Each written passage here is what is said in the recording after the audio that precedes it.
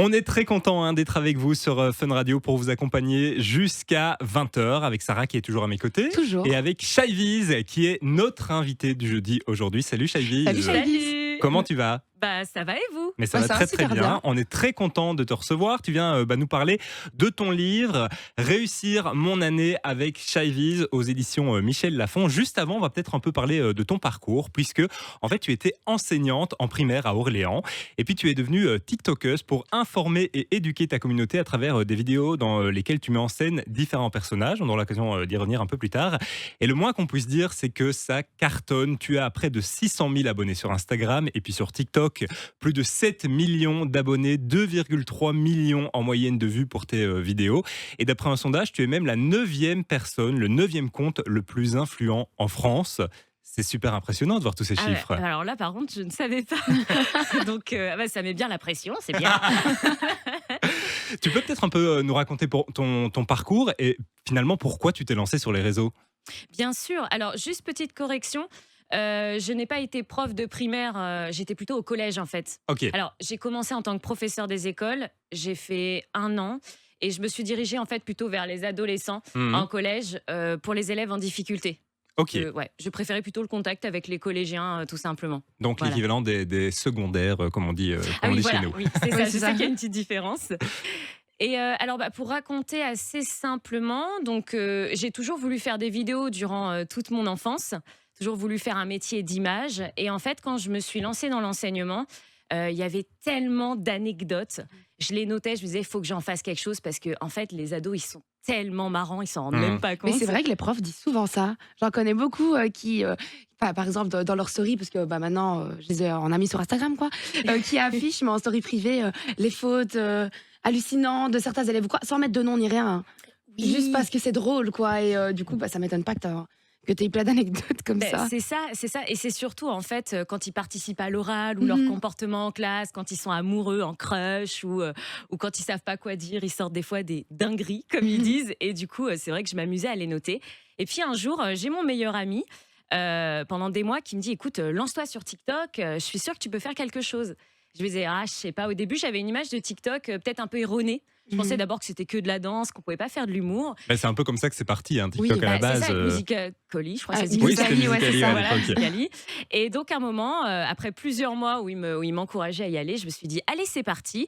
Donc, au début, je faisais des trends parce que il fallait que j'apprenne en fait à connaître un petit peu ce réseau TikTok. Je savais pas comment l'exploiter. Et puis, au bout de quelques mois, j'ai dit, allez, c'est parti, j'invente un personnage. Et le premier personnage qui m'est venu, c'est Madame Morningstar. Et donc, c'est là que je suis partie dans des anecdotes et que j'ai trouvé en fait mon rythme, ce que je voulais faire passer comme message et puis tout mon univers. Oui, parce que, pardon, t'as Non, vas-y, plusieurs Sarah. personnages dans tes vidéos, mais ce personnage-là, c'est celui qu'on retrouve quasi tout le temps. Oui, la vieille prof. Alors, Oui. souvent. Pas souvent. Alors, quand c'est les vacances, j'essaye de respecter. Je me dis, allez, les vacances, je leur mets pas de sketch scolaire. On essaye de couper. Et oui, j'ai vu que tes derniers TikTok, c'était beaucoup plutôt des trucs un peu parents élèves, mais bon, dans la vie de tous les jours, mais rien à voir. Par exemple, une fille qui voulait partir en soirée, je pense. Non, qui revenait de soirée bourrée, et C'est du ça. coup, sa mère qui venait la chercher. Enfin, toutes des histoires comme ça Oui, qui n'étaient c'est pas en ça. rapport avec l'école, quoi. En fait, c'est tout ce qui est quand c'est vraiment les vacances, j'essaye de passer plutôt relation mère-fille, frère-sœur, amis en dehors de l'école, vraiment pour aussi les aider à faire la pause aussi, et puis moi aussi. Et puis quand c'est la période scolaire, j'aime bien en effet rajouter la vieille prof parce que je pense qu'on a tous un peu le souvenir d'une vieille prof Ouais. comme ça, un peu traumatisante, mais au fond bienveillante. Et voilà, donc j'ai plusieurs personnages comme ça qui reviennent assez souvent et que je m'amuse vraiment à faire. Voilà. Et ils sont inspirés de qui finalement ces personnages? Parce que c'est vrai que finalement tu parles de la vieille prof, on a tous une image un peu dans sa tête d'une vieille prof qu'on a eue au cours de sa vie. C'est inspiré de rencontres que tu as fait peut-être pendant toi ta scolarité?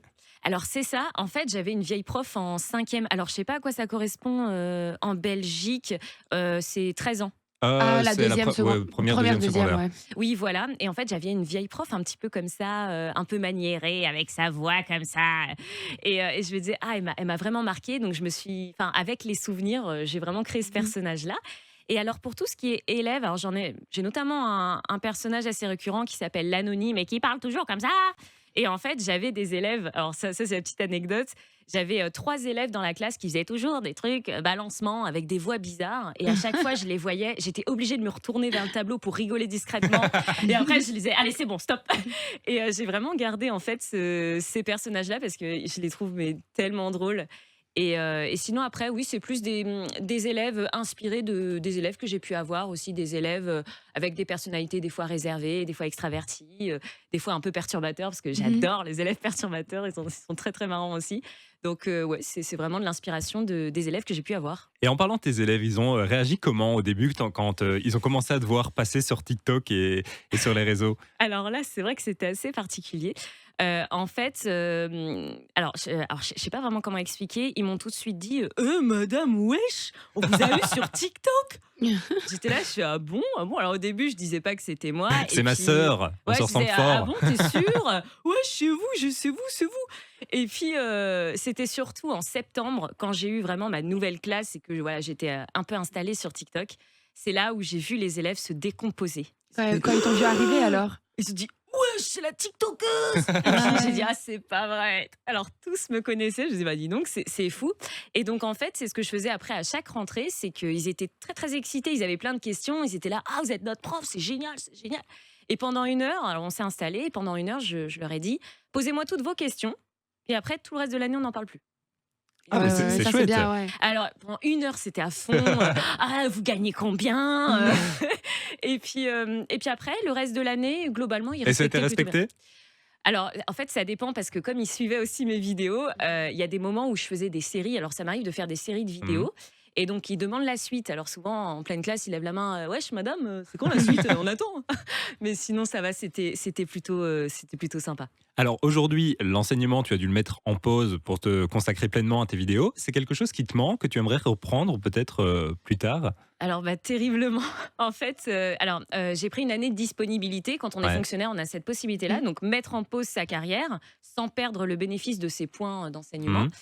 Et en fait, c'est vrai que alors c'est génial de vivre de sa passion, de se lever le matin et de se dire je me lève pour faire des vidéos, quoi. Ouais. Et des vidéos qui me font kiffer, qui font kiffer les autres, c'est trop bien. Mais c'est vrai que ça me manque aussi terriblement le contact en fait avec les ados. Parce que bah, c'est vrai que je suis dans mon petit studio, je me déplace aussi, mais je vois un peu moins d'adolescents. Mhm. Et j'ai toujours ce besoin de transmettre et d'éduquer. C'est d'ailleurs la petite parenthèse pour ça que j'ai aussi fait ce livre, pour toujours avoir ce contact-là très important pour moi. Donc en fait, la question, c'est vrai qu'avec l'éducation nationale, je suis en réflexion. Ils m'ont dit, on vous accorde 2 années. Mais par contre, à l'issue de ces 2 années, il faudra prendre une décision. C'est Ah ouais. soit vous retournez en classe, ou soit voilà, vous lancez complètement dans les réseaux. Donc là, c'est la grande réflexion. Je ne sais pas encore comment je peux m'organiser. Et tu peux pas, même après 2 ans, pardon, reprendre les cours, mais du coup, tant pis, perdre les points, mais quand même rester prof, quoi. Bah en fait, on peut pas vraiment parce que si je reprends pas mon poste, je suis obligée de démissionner. Et quand Ah on ouais. démissionne, alors je sais pas si c'est comme ça en Belgique, mais on perd le concours en fait. Ça annule le concours de prof et tous les points qu'on a accumulés. Donc c'est vrai que c'est une grosse décision Ok. à chaque fois. Donc oui, c'est vraiment la question parce que ça me manque beaucoup. Ouais. Alors, tu parlais de ton livre, on va en parler d'ailleurs. Réussir mon année avec Shyviz. Il vient de sortir aux éditions Michel Lafon. On a parlé tout à l'heure de ton parcours finalement, comment tu t'es lancé un peu sur les réseaux, etc. À quel moment est-ce que tu t'es dit, après les réseaux, après ma carrière de prof, je vais lancer mon livre? Alors, ouais, bonne question. Alors, en fait, c'est que, comme j'expliquais un petit peu avant, je suis en disponibilité cette année et je me suis dit qu'il fallait que j'optimise cette année-là pour garder ce lien avec les jeunes qui me manque énormément. Et donc, j'ai voulu, au sein d'un livre, livrer un petit peu tous les conseils que j'ai pu avoir, que j'ai pu construire aussi avec l'observation des jeunes que j'ai pu avoir en classe, pour vraiment garder ce lien et avoir ce sentiment aussi d'utilité. Mais- Vraiment utiliser le pouvoir que j'ai sur les réseaux, entre guillemets, pour les jeunes. Mais d'ailleurs, quand on a tous les deux regardé ton livre, on s'est dit que c'était fou parce que moi, personnellement, j'étais pas une élève très. Enfin, j'étais sage, mais je voulais pas aller à l'école. J'étais pas scolaire en fait. J'avais pas envie d'étudier, de faire mes Oh, c'est pas devoirs. bien. Je dormais très tard. Enfin bref, je dormais en classe. Enfin voilà. Et du coup, quand j'ai vu ton livre, je me suis dit, mais c'est tous les conseils que j'avais besoin quand j'étais en secondaire, donc au collège. Ouais. Et je me suis demandé, mais en fait, il est tellement complet. Comment tu as réussi à faire un livre aussi complet? Est-ce que tout vient de ta tête ou est-ce que tu as fait des recherches? Parce qu'il y a quand même des recettes de cuisine, il y a des petits quiz pour savoir si on est quel type d'élève par rapport. C'était par rapport. Je l'ai fait en plus. Comment on étudiait. Si on était plus visuel, on va dire, ou à le type de mémoire. Voilà, Ouais. c'est ça. Enfin, il y avait tellement de choses que en fait, ça m'a choquée. Mais oui, c'est vrai. Alors, ce qu'il faut aussi préciser, c'est que quand on sort un livre, il y a une équipe aussi derrière. Donc, j'étais Mhm. notamment avec Lafond, très très bien accompagnée. Donc, c'est vrai que aussi, alors moi j'ai donné voilà ma vision des choses, mon vision board, si on peut dire comme ça, avec tous les conseils listés. Et c'est vrai qu'il m'avait aussi conseillé, tiens, tu peux peut-être ajouter ça, tu peux peut-être ajouter ça aussi, ta touche perso un peu plus. Et c'est là en fait qu'on est arrivé à des conseils scolaires, ensuite des conseils sur la vie personnelle, parce que la vie personnelle, ça influe beaucoup aussi Oui. sur les résultats scolaires. Et c'est vrai que c'est assez rare de voir un livre aussi complet parce que ça parle autant de l'organisation que des amours, que des relations Même avec de les parents. l'importance de faire du sport aussi.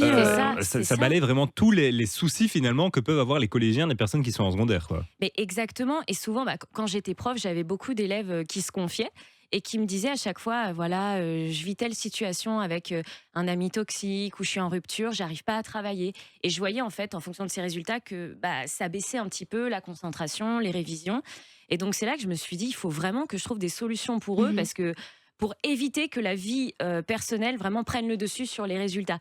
Essayer de dissocier les deux, même si c'est évidemment très difficile. Oui, oui, oui. Et j'ai pas la prétention d'avoir la science infuse dans le livre en étant sûr à 1000% que ça va marcher pour tout le Mhm. monde. Mais en tout cas, on essaye, quoi. Parce que tout est possible, en effet, avec de l'organisation aussi dans la tête, dans les pensées. Et c'est un petit peu le but du livre aussi, quoi. En plus, le livre, il est super bien fait, super coloré, on sait directement où on va. Il donne Il envie, est très en très fait. clair, il donne vraiment Ah, ça envie, fait c'est vrai plaisir. que... Non, je me suis vraiment dit, dommage que je l'ai pas eu à l'époque. Je l'aurais vraiment lu à la lettre, on va dire. Et il est destiné à qui ce livre finalement? On parle beaucoup des collégiens depuis tout à l'heure, c'est vraiment cette tranche d'âge des ados qui sont donc l'équivalent en Belgique de la secondaire. Oui, alors je dirais que c'est à peu près de 11 à 16-17 ans, Hmm. on va dire. La tranche est large, mais c'est à peu près ça, ouais. Et tu as déjà eu des retours par rapport à tout ça, même par rapport à tes vidéos peut-être d'étudiants qui t'ont dit merci finalement, grâce à tes vidéos, tu as pu m'aider à sortir d'une situation qui n'est pas super agréable. Mais oui. Alors, quand j'ai la chance de rencontrer des abonnés dans la rue, c'est arrivé qu'ils me disent merci beaucoup, tu m'as remonté le moral. Dans Mhm. telle situation, j'avais besoin de divertissement et tu y as répondu. Mais qu'est-ce que c'est touchant. En fait, c'est vrai que quand je fais mes vidéos, bon, je pense pas forcément à ça. Je me dis, il faut de la quali, il faut du Ouais. texte, faut bien jouer. Et quand on a ce type de remerciement-là, c'est vraiment super, quoi. On Et se des rend compte parents de aussi, tu as l'impact. parfois des retours de parents, de jeunes qui te suivent et qui viennent vers toi et qui te disent merci. Oui. Alors, moi, ce qui me touche énormément, c'est quand les parents viennent et me disent merci, parce qu'en fait, on regarde vos vidéos sur YouTube, notamment dans les best-of. On met un grand écran sur la télé et on regarde tous ensemble. Ça nous rapproche, en fait. On a un moment ensemble. Et je me dis, mais ça, c'est jackpot, quoi. Enfin, je veux dire, pour un créateur, de rassembler les familles, créer du bonheur, il y a rien de mieux, quoi. Bon, après, moi, je dois dire que j'ai regardé pas mal de tes vidéos pour préparer l'interview. Je ne Ouais. suis plus dans ce système scolaire et pourtant, ça a réveillé en moi des souvenirs, Moi le côté aussi, c'est ça, nostalgie, des parce souvenirs. que ça nous rappelle, on est tous passés par ces situations, Mais tous. toutes les situations que tu évoques sur tes réseaux. C'est ça, parce que, alors, ce qui est bien, c'est que c'est aussi un petit peu universel, ces Ouais. thèmes-là. Mhm. Les devoirs pas faits, Ouais. les embrouilles avec les amis, les relations parents-enfants. Et je me dis, c'est peut-être aussi pour ça que ça parle aussi à des adultes, parce que ça ramène aussi des souvenirs. Et c'est aussi un petit peu le but, que ça parle à un maximum de gens. C'est quoi d'ailleurs tes projets pour la suite? On a parlé des vidéos, on a parlé du livre. Il y a encore des choses en préparation ou là, c'est vraiment te concentrer vraiment sur ces deux grosses activités? Alors, pour l'instant, c'est me concentrer sur les deux grosses activités et toujours assurer dans les vidéos.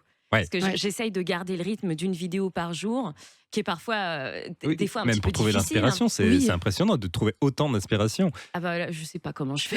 Là, des fois, je me pose la question. Alors, pour la suite, pour l'instant, c'est continuer comme ça. Peut-être me rapprocher un petit peu plus du cinéma. Ça serait un petit peu, ça serait mon rêve. Et c'est vrai que j'ai vu dans le livre que tu avais fait des études, pas des études, mais tu avais fait du théâtre. Oui, j'ai fait Et que 10 c'était ans une de de tes théâtre. passions, du coup. Ah mais oui, et que Oui. c'est parce que le théâtre, enfin moi je conseille à tout le monde de faire du théâtre, mais oui, c'est une passion, et c'est vrai que le cinéma Mhm. c'est un autre milieu, et c'est pas toujours évident d'y entrer et d'y avoir accès, donc on essaye, parce que comme je dis dans le livre, faut toujours croire en ses rêves, donc faut jamais perdre espoir. Et finalement, tu as réussi à lier tes deux passions, le théâtre, l'enseignement. Et tu parlais tout à l'heure de tout ce qui était images, etc. Et ça fonctionne vraiment bien. On le rappelle, 7 millions d'abonnés sur TikTok. C'est pas rien. Ouais, on s'en rend pas compte. C'est énorme. Et même si 100 000 pardon, sur Insta, c'est pas rien non plus du tout. Parce que du coup, c'est pas les mêmes chiffres. TikTok, Instagram, c'est pas comparable, on va dire, en termes d'abonnés, mais c'est énorme aussi. Enfin, quand j'ai vu ça, j'étais. Waouh! Mais ouais, en fait, on s'en rend pas vraiment compte. Alors, moi, pour mon cas, comme c'est aussi virtuel, on s'en rend pas vraiment compte. Mais c'est quand on rencontre les abonnés. Mais je me dis, c'est bien aussi de pas vraiment s'en rendre compte et continuer d'assurer et d'être tous les jours meilleur que ce qu'on était la veille, quoi. Oh là là là là, ça c'est des belles paroles. En tout cas, on rappelle ton livre, hein. Mon année, réussir mon année avec Shyviz. Il est disponible aux éditions Michel Lafon. Merci en tout cas d'avoir pris de ton temps pour venir en parler sur Fun Radio. Merci beaucoup. Et puis allez la suivre aussi sur les réseaux sociaux. On le disait, vous êtes pour le moment plus de 7 millions, pourquoi pas encore plus. En plus, c'est la rentrée, donc pour bien commencer l'année. C'est vrai que ces petits conseils sont hyper importants. Donc voilà, merci beaucoup en tout cas Shyviz. Merci beaucoup, je vous attends tous. Fun Radio. Enjoy the music.